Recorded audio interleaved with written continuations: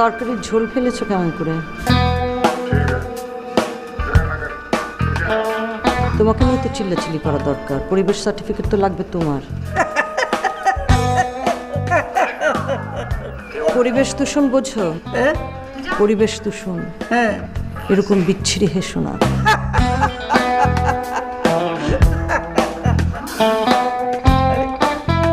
সাংবাদিক কারণ দেখছো নি? আর আমার হাসপাতালের গরিব ওয়ার্ড বয়কে পিছনে লাগছে। ওরা আবার কি করেছে? আরে ওরা ওই ছেলেগুলো বলে ওষুধের শিশি বোতল ইংলিশের সিরিজ সেগুলো আমরা পালাই দিই, এগুলো টোকা টোকে সেদ্ধরে বিক্রি করে। আর যে রক্তের ব্যাগ আছে না, এইগুলো বুড়িঙ্গের পানিতে ধুই, এগুলো সেদ্ধরে বিক্রি করে। এতে বলে পরিবেশ নষ্ট হয়। এরে বা বুঝে আজকাল তো কথায় কথায় পরিবেশ, বাড়িঘর বানাতে গেলেও নাকি পরিবেশ নষ্ট হয়।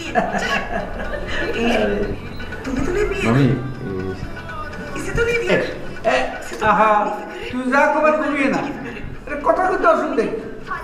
মানে পরিবেশের কথা বললেন না, এটা তো দরকার আছে।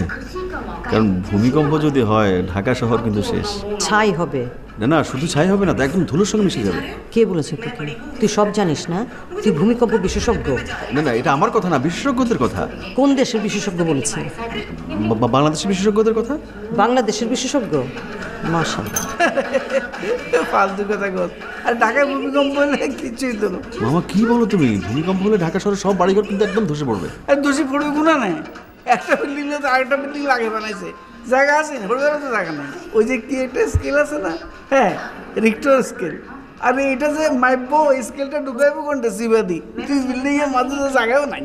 হ্যাঁ, আরেকটা লাভ হবে, বাঁকাতারা বিল্ডিং গুলো সব সোজা হয়ে যাবে। বাবরে, তোমার মাথায় তো বুদ্ধি, তুমি এসব চিন্তা করছো, আমার মাথায় তো আইয়ে না। আরে বাবরে, বিল্ডিং ব্যাগ ঠিকই তো, বেকাতেরাগুলো সোজা হয়ে যাবে। মামা মামি শোনো, ওই বিল্ডিং বাঁকা হোক সোজা হোক আমার কোনো দরকার নেই, আমার কিছু যায় আসে না। আমার বিয়ের ব্যাপারটা তোমরা সোজা করে দাও প্লিজ। বাবার পছন্দের মেয়েকে যদি আমাকে বিয়ে করতে হয় আমি কিন্তু মরে যাবো, সত্যি কিন্তু আমি বাঁচবো না, আমি কিন্তু মরে যাবো। আরে তুই তো এমনি মরবি, বিয়ে করলে কেউ বাঁচেনি। কি গো, আগে বাঁচি আসেনি? তুই আরে বাঁচি দেখতে দিছ নি? তুমি কি সবসময় এই ভাষায় কথা বলবে? ভাষার পরিবর্তন করবে না? চেম্বারে এই ভাষায় কথা বলো। যাও উপরে যাও, পোশাক আশাক চেঞ্জ করো, তারপর খেতে আসো। কি অবস্থা? অবস্থা খুব খারাপ। আজকে রাতেই বিয়ে করতে হবে? আরে না, মামাকে দিয়ে খবর নিলাম, বাবা বিয়ের ব্যাপারে অনেক দূর আগে গেছে। বাহ, সুইট। কি সুইট? এখানে সুইটের কি দেখলে তুমি? আমি তো বুঝলাম না। না মানে তুমি কি পরিমাণ লাকি দেখো, তোমাকে বিয়ে করার জন্য মেয়েরা সব লাইন ধরে দাঁড়ায় আছে। তুমি বিষয়টা বুঝতে পারছো না কেন? আমি বুঝলাম, আমি একটা কঠিন সিচুয়েশন। আচ্ছা তুমি বিয়ের দিন কি রঙের পাঞ্জাবি পরবে? আচ্ছা তোমার কি হয়েছে বলো তো? তুমি ফাজলামি করছো কেন আমার সঙ্গে? আমি কি একটা সিচুয়েশন ক্রস করছি আর তুমি একের পর এক আমার সঙ্গে ফাজলামি করে যাচ্ছ, ঘটনা কি বলো তো? বারে, তুমি একের পর এক বিয়ের জন্য মেয়ে সিলেক্ট করে যাবে আর আমি কিছু বলতে পারবো না, বলতে পারবা না, তুমি বলবা না। তুমি কি করবো? তুমি কিছু বলবা না, তুমি কাঁদবা আমার জন্য, ঠিক আছে? আমাকে সান্ত্বনা দিবা, অথবা চোখের জলে নাকের জলে একাকার হয়ে যাবা, আমার জন্য সমব্যথী হবা, বুঝছো? আচ্ছা শোনো, চলো আমরা কালকে সকালে বিয়ে করে ফেলি। কে? তুমি আর আমি।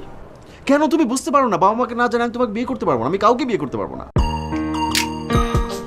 এখানে আমি ছাড়া অন্য কাউকে বিয়ে করার প্রসঙ্গ আসলো কেন? আমি পারবো না, আমার দ্বারা সম্ভব না এটা। তো বাবা মাকে বলো। বলো, এটা বললে হলো, বাবা মাকে বলো। হ্যাঁ, তুমি 7 বছর ধরে বোঝো না, বাবা মাকে আমি বলতে পারছি না। কেন? কেন পারছো না এটা বুঝো না তুমি? আবার বলতে হবে তোমাকে নতুন করে। আমি লজ্জা পাই, ঠিক আছে? আমি বাবা মাকে বিয়ের কথা বলতে লজ্জা পাই। আমি বলতে পারবো না যে আমি একটা মেয়েকে পছন্দ করি, আমি তাকে বিয়ে করবোই, তার সঙ্গে আমার বিয়ের ব্যবস্থা করে, আমি বলতে পারবো না, আমার পক্ষে এটা বলা সম্ভব না, বুঝছো? তোমার লজ্জা আছে? লজ্জা থাকবে না? মানুষের লজ্জা থাকবে না? তোমার তো সব বিষয়ে লজ্জা থাকে না।